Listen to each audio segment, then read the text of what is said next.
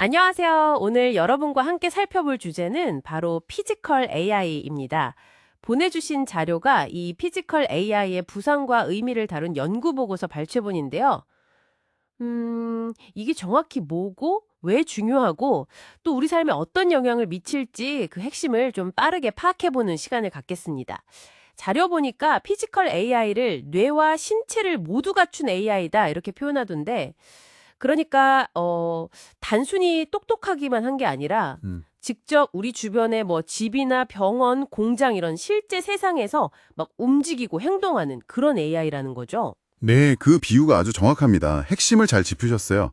기존 AI가 주로 이제 화면 안에서 데이터를 처리하고 분석하는 데 머물렀다면 이 피지컬 AI는 물리적인 행동을 한다는 게 근본적인 차이점이죠. 이 배경에는 구체화된 지능, 영어로는 embodied intelligence라고 하는데요. 이 개념이 중요해요. 아, 구체화된 지능이요? 네, 마치 아기들이 세상을 막 만져보고 부딪혀보고 하면서 배우잖아요. 그렇죠. 경험으로 배우죠. 그런 것처럼 AI도 실제 환경이랑 상호작용하면서 더 깊은 학습이나 이해를 할 수 있다. 이런 관점입니다. 린다 스미스의 구체화 가설하고도 좀 연결되는 부분이 있고요. 흥미롭네요. 그럼 이 AI가 실제로 현실 세계에서 막 움직이고 상호작용하려면 어떻게 작동해야 하는 건가요? 자료에 보니까 인지, 의사결정, 행동, 이 순환고리가 언급되던데요. 네, 바로 그 고리가 핵심입니다. 우선 카메라나 라이다 같은 센서로 주변 상황을 인지하고요. 네, 보고, 듣고, 느끼고. 그렇죠. 그걸 바탕으로 AI 알고리즘이 이제 판단을 내리는 거죠. 뭘 해야 할지.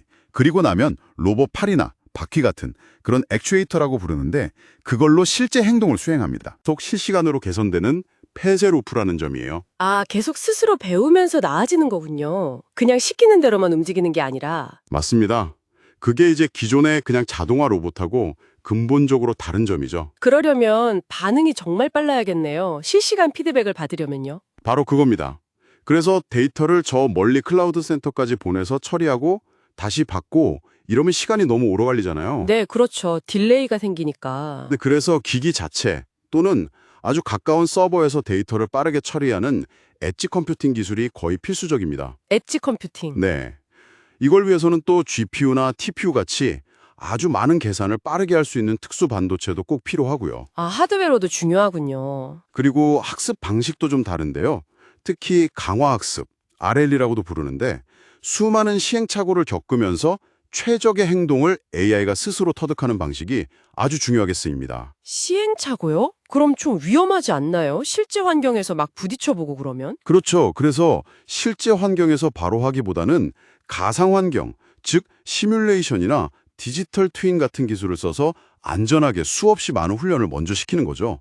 위험 부담 없이요. 아하, 가상세계에서 충분히 연습하고 현실로 나오는 거군요. 네, 그런 방식이 많이 사용됩니다. 와, 정말 다양한 기술들이 막 융합되어 있네요.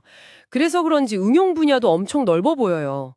자료에 나온 예시만 봐도 뭐 헬스케어에서는 다빈치 수술 로봇 아니면 사용자 움직임을 학습하는 스마트 의족 같은 것도 있고요. 네, 약물을 정확히 전달하는 마이크로 로봇 같은 것도 연구되고 있죠? 그리고 제조나 물류 쪽은 뭐 아마존 물류창고 로봇 유명하잖아요. 프로테우스 로봇 같은 거. 사람하고 같이 일하는 코봇도 있고요. 맞습니다. 농업 분야도 빼놓을 수 없죠. 자율주행 트랙터라든지 잡초만 속속 골라 제거하는 로봇 같은 정밀 농업 기술들. 아, 정밀농업. 그리고 교통 분야는 역시 자율주행차, 웨이모 같은 거요. 심지어 우주 탐사 로봇, 퍼서비어런스까지 예시로 나와 있네요. 네, 이게 중요한 게 특정 산업에만 국한된 기술이 아니라는 점이에요. 의료, 제조, 물류, 농업, 운송, 우주 탐사. 정말 여러 분야에 걸쳐서 우리가 직면한 근본적인 문제들 있잖아요. 네, 뭐 인력 부족이라든지 안전 문제, 효율성 같은 거요. 그렇죠. 그런 문제들을 해결할 잠재력을 가진 이른바 수평적 기술이라는 겁니다. 사회 전반의 운영 방식을 바꿔놓을 수도 있는 그런 파급력을 가진 거죠. 와, 정말 기대가 큰 기술인데, 물론 자료에서는 이게 마냥 쉬운 건 아니다. 넘어야 할 과제도 많다고 지적하고 있어요. 네, 당연히 그렇습니다. 가장 큰 기술적 어려움 중 하나가 AI가 이 복잡한 현실 세계를 제대로 이해하도록 만드는 거예요. 월드 모델이라고 부르는데 일종의 세상이 어떻게 돌아가는지에 대한 시뮬레이션을 AI 내부에 만드는 거죠. 이게 정말 어렵습니다. 현실 세계의 물리 법칙이나 상식 같은 걸 다 이해해야 하는 거니까요? 그렇죠. 그리고 아까 말씀드린 엣지 컴퓨팅. 이게 성능은 좋지만 에너지를 엄청 많이 소모하는 문제도 있고요. 아, 전력 문제도 있군요. 기술적인 문제 말고도 윤리적, 사회적인 고민거리도 많습니다. 예를 들어서 피지컬 AI 시스템이 뭔가 잘못 작동해서 사고가 났을 때 책임은 누구한테 물어야 하냐. 복잡한 문제네요. 그리고 AI 학습 데이터가 편향되어서 특정 집단에게 차별적인 행동을 할 수도 있고요. 또 중요한 게 일자리 문제죠. 네, 보고서에서도 2030년까지 최대 3억 개 일자리가 자동화될 수 있다고 예측하던데요. 네, 물론 그만큼 새로운 직업도 생겨나겠지만 이런 큰 변화에 우리 사회 전체가 어떻게 대비해야 할지 깊은 고민이 필요한 시점입니다. 그렇군요.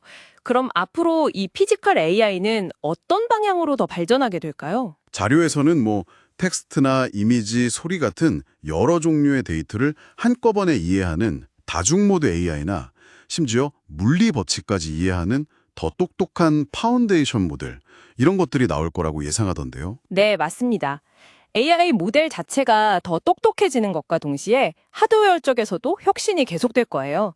예를 들면 사람하고 부딪혀도 안전하도록 부드러운 소재로 만든 소프트 로봇 같은 거요. 오, 딱딱한 로봇이 아니라 부드러운 로봇이요? 네, 그리고 더 나아가서 살아있는 세포나 조직 같은 생체 재료랑 기계를 결합한 바이오 하이브리드 시스템 같은 아주 새로운 형태의 로봇도 연구 중입니다. 와, 정말 공상과학 영화 같네요. 그렇죠.